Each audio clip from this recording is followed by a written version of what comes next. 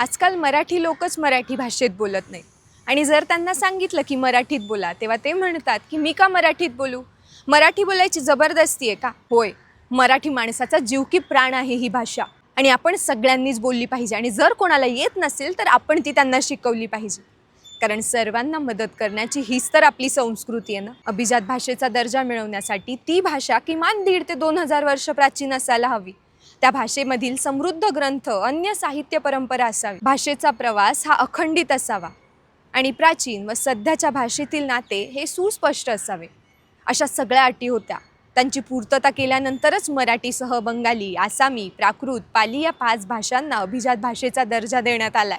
मराठी ही जगातली 15वी आणि भारतातली 3री सर्वात जास्त बोलली जाणारी भाषा आहे. स्वतःच्याच राज्यात पाहुणे बनून राहू नका, कारण आपली ओळख, संस्कृती, इतिहास आणि अस्तित्व हे या भाषेशी निगडीत आहे.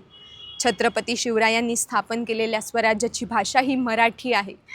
ही आपली संस्कृती आपणच जपली पाहिजे. व्हिडिओ आवडला असेल तर लाईक, शेअर आणि सबस्क्राईब करायला विसरू नका. धन्यवाद. जय महाराष्ट्र.